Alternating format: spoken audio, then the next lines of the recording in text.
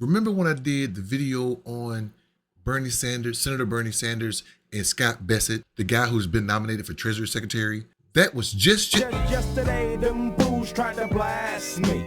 Saw the police and they rolled right past me.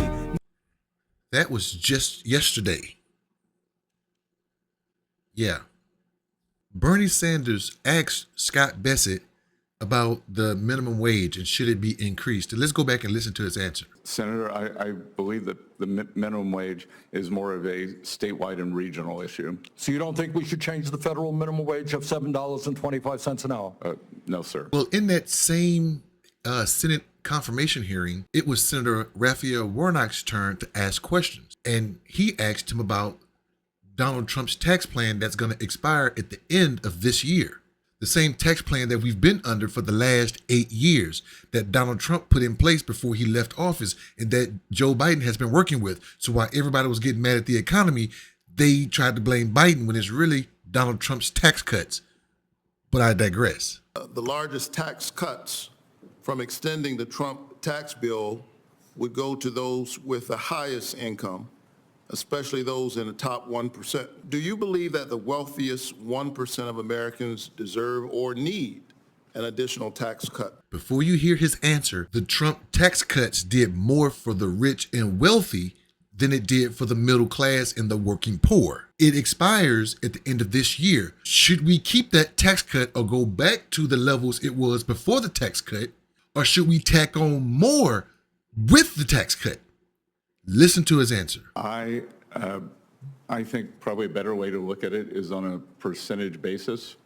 And when I think about the distributional aspects of the Tax Cuts and Job Act, that most of the benefits accrued for the working and middle people as opposed to the upper ends. In absolute dollars, as you just read, that is correct, but I think it's important to look at it in percentage terms. So if you don't understand it, let me break it down for you. He said, okay, don't look at it in terms of money, because if you look at it in terms of money, the wealthy did well off. They did better. But if you look at it in terms of percentage, the lower middle income and the working poor, as a percentage wise, they made more. What he's saying is only 1 to 2% of rich people made $1 million more a year. But 50% of the poor made an additional $1,000 a year. So as a percentage, they did better than the rich. He still ain't answered the question. So Raphael Warnock tried to break it down a little further for him. So you believe that the tax cut that provided 1/4 of the benefits of the law to the top 1% and top 5% getting almost 1/2 actually benefited those at the bottom more than it did those at the top? Is that your testimony? I believe that in 2018, 2019, that the households in the bottom 50% of income earners, the wealth increase for those households was three times higher than the wealth increase for the top 10% of Americans. Okay, do it for numbers. If you make $40,000 a year and you get paid 3 times that the next year, how much money have you made? You made $120,000. Now name somebody in your family that went from making $40,000 to $120,000 in one damn year. But let's keep going. But if you go look at a billionaire or a multimillionaire and they earn, let's say half of that, let's just say 1.5 times more than the $1 million that they made. Who made off more? That's what he's talking about when he say look at percentages. Don't look at the dollars, because if you look at the dollars, the rich made more. But when you look at percentages, when you say, okay, the middle class and lower class people, they made in 2018 and 2019, 1 year, they made more. They made 3 times more. Let's keep going. Senator Warnock is now going to ask him about where should we cap the earnings? So if someone making $400,000 or more, should we tax those people that are $400,000 or more?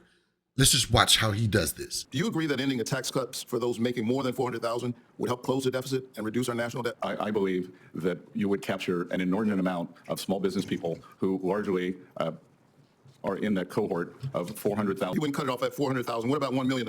That, again, I believe these are small business pass-through owners. Would we reduce the deficit by extending those tax cuts for folks making about $10 million? So again, I think it's important that we put in incentives for them to invest. What about $1 billion? So again, that I think that these are the job creators. So there's no income level for which you would support raising taxes. Is that fair? There is no income level that I don't think we should continue the TCJA as it was. All right. I had to speed it up and chop and screw it, but you get what he's saying.